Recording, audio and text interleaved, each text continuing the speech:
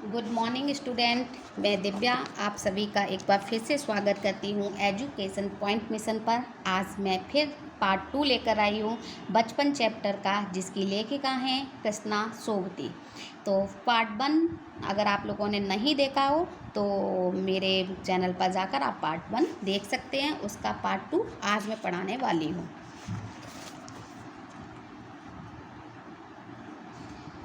याद रहे, इसमें लेखिका ने ये संस्मरण लिखा है। संस्मरण यानी अपनी यादों को, अपने बचपन की यादों को इस चैप्टर में उन्होंने उकेरा है। तो आगे पढ़ना शुरू करते हैं। याद रहे, उन दिनों कुछ घरों में ग्रामोफोन थे, रेडियो टेलीविज़न नहीं थे। लेखिका कृष्णा जी जो हैं सरवर को ये सब बातें बता रही हैं। तो वो बता रही हैं सरवर को कि सरवर, आज के ज़माने में रेडियो और टेलीविज़न हैं, परंतु हमारे ज़माने में ग्रामोफोन होते थे जिन पर हम बातों को सुनते थे या गाना सुनते थे। हमारे बचपन की कुल्फ़ी आइसक्रीम हो गई है, और जो हम बचपन में कुल्फ़ी खाते थे वो आज क्या कहलाती है? आइसक्रीम कहलाती है। यानी कि बहुत सारे चेंजेस आए हैं। जो हमारे ज़माने में वही चीज़ क्या कहलाती थी, अब क्या कहलाती है? कचौड़ी समोसा जो हैं हम अपने ज़माने में खाते थे, आजकल वो पेटीज़ में बदल गया है।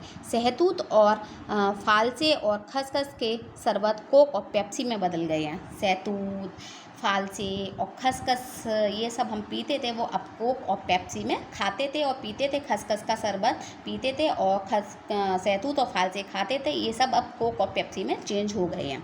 उन दिनों कोक नहीं था।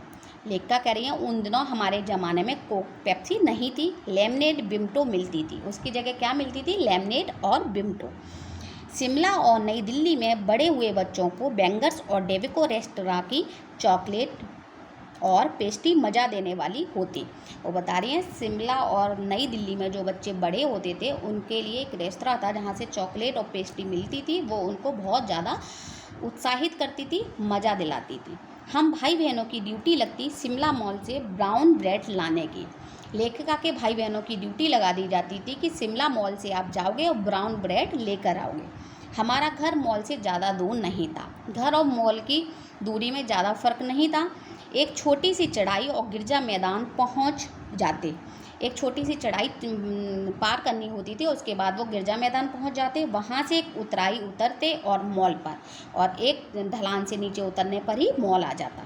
कन्फेक्शनरी काउंटर पर तरह तरह की पेस्ट्री और चॉकलेट की खुशबू मन भावनी। वो बताती हैं ऐसी पेस्ट्री और चॉकलेट होती थी कि उनकी खुशबू जो थी उन्हें अपनी तरफ आकर्षित करती थी, उनके मन को लुभाती थी। हमें हफ्ते में एक बार चॉकलेट खरीदने की छूट थी। बच्चों को हफ्ते में एक बार चॉकलेट खाने की छूट थी कि आप खरीद सकते हो हफ्ते में एक बार। सबसे ज़्यादा मेरे पास ही चॉकलेट टॉफ़ी का स्टॉक रहता, और सबसे ज़्यादा चॉकलेट सरबत पता है किसके पास होती थी? मेरे पास थी। कृष्णा जी ऐसा कह रही हैं। मैं चॉकलेट लेकर खड़े खड़े कभी ना खाती, घर लौटकर साइड बोर्ड पर रख देती और रात के खाने के बाद बिस्तर में लेटकर मज़ा ले लेकर खाती। वो बताती हैं कि घर में जब रात का खाना हो जाता, डिनर होने के बाद वो आराम से बिस्तर में लेटती और आराम से चॉकलेट को खाती थी। शिमला के काफ़ल भी बहुत याद आते हैं सरबर, मुझे शिमला के काफ़ल भी बहुत ज़्यादा याद आते हैं। खट्टे मीठे, कुछ एकदम लाल, कुछ गुलाबी, रस भरी कसमल, सोच कर ही मुँह में पानी आ जाता है। अरे वाह, क्या काफ़ल थे! खट्टे मीठे, कुछ लाल, कुछ गुलाबी, कुछ रस भरे कसमल, उन्हें सोचकर ही मेरे मुंह में तो पानी आ जाता है। चेस्टनट एक और गजब की चीज़। अब वो बताती है एक और चीज़ है चेस्टनट। आग पर भूने जाते और फिर छिलके उतार कर मुँह में, मतलब उनको आग पे भूना जाता था और उसके बाद उनके छिलके उतार कर झट से मुँह में रख लिए जाते थे। चने जोर गरम और अनारदाने का चूर्ण, वाह क्या! चूर्ण की बात आते ही उनके मुंह में फिर से पानी आ जाता है। हाँ, चने और जोर गरम की पुड़िया तो तब थी, वह अब भी नज़र आती है। वो बताती है परंतु चने जोर गरम की पुड़िया तो मेरे ज़माने में भी थी और आपके ज़माने में भी है। पुराने कागज़ों से बनाई हुई इस पुड़िया में निराहात का कमाल है। बताती है पुराने कागज़ों से बनाकर ये पुड़िया दी जाती थी और जिसमें चूरन दिया जाता था। नीचे से तिरछी लपेटते हुए ऊपर से इतनी चौड़ी कि चने आसानी से हथेली पर पहुंच जाएं। एक वक्त था जब फिल्म का गाना चना जोर गरम बाबू में लाया मज़ेदार चना जोर गरम, चना जोर गरम बाबू में लाया मज़ेदार चना जोर गरम। वो बताती है उन दिनों हर बच्चे को आता था। ये गाना मूवी का था और जब हर बच्चा इस गाने को गाता था। कुछ बच्चे पुड़िया पर तेज मसाला बोरकवाते।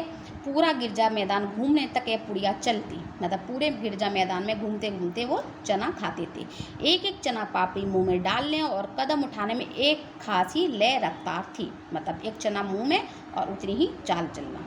छुटपन में हमने शिमला रेस पर बहुत मज़े किए, घोड़ों की सवारी की है। शिमला के हर बच्चे को कभी न कभी यह मौका मिल ही जाता था। वो बताती हैं शिमला में रहने वाले हर बच्चे को ये घुड़सवारी करने का मौका मिल ही जाता था। फिर आगे वो कहती हैं, हम जाने क्यों घोड़ों को कुछ कमतर करके समझते, उन पर हंसते थे। ननिहाल के घोड़े खूब हष्ट पुष्ट और खूबसूरत। उनकी बात फिर कभी, वो बताती है ननिहाल की बात मैं फिर कभी करूँगी, अभी नहीं।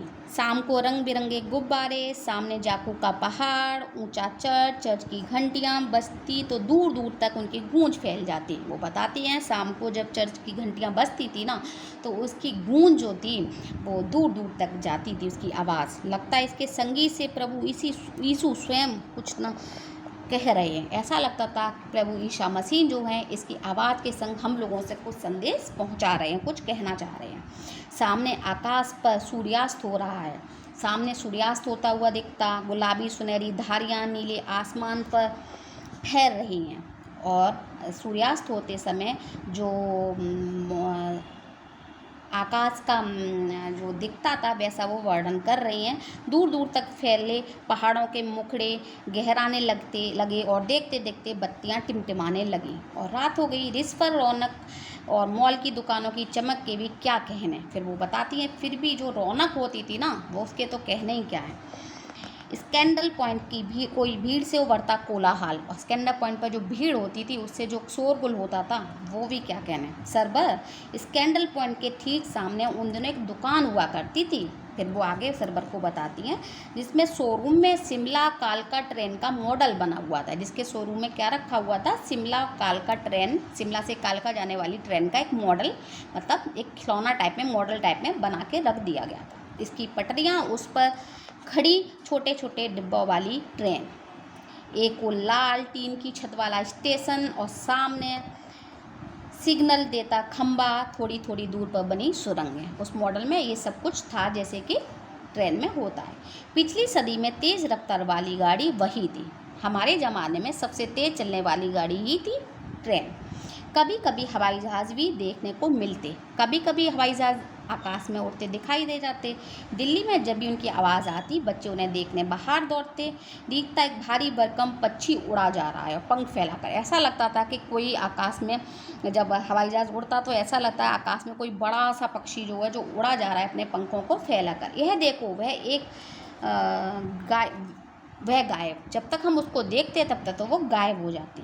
उसकी स्पीड ही इतनी तेज़ लगती। हाँ, गाड़ी के मॉडल वाली दुकान के पास एक और ऐसी दुकान थी जो मुझे कभी नहीं भूलती, मतलब एक और दुकान थी जिसको मैं कभी नहीं भूलती। वह दुकान थी जहाँ मेरा पहला चश्मा बना था, जहाँ पर लेखिका को पहली बार चश्मा लगा था और वहाँ पे उनका चश्मा बना था। वहाँ आँखों के डॉक्टर अंग्रेज़ थे और जो डॉक्टर थे वो वहाँ पे अंग्रेज़ थे।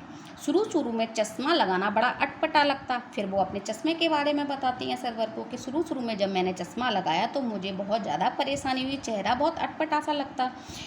छोटे बड़े मेरे चेहरे की ओर देखते और कहते आँखों में कुछ तकलीफ़ है। सभी लोग मेरे चेहरे की तरफ देखते और कहते क्या आँखों में कुछ प्रॉब्लम है क्या, इस उम्र में ऐनक, इतने छोटे बच्चे को ऐनक, चश्मा लग गया, दूध पिया करो, क्या दूध नहीं पीती हो। मैं डॉक्टर साहिब का कहा दोहरा देती, कुछ देर पहनोगी तो ऐनक उतर जाएगी। डॉक्टर ने उनसे कहा था कुछ दिनों तक तुम्हें ये पहनना होगा चश्मा, तो उसके बाद तुम्हारा चश्मा उतर जाएगा। वही बात वो उन लोगों से कह देती। वैसे डॉक्टर साहब ने पूरा आश्वासन दिया था, लेकिन चश्मा तो तब तक नहीं उतरा, नंबर बस कम ही होता रहा। मैं अपने आप इसकी जिम्मेदार हूँ। फिर वो बताती हैं कि इसमें कमी भी मेरी ही है।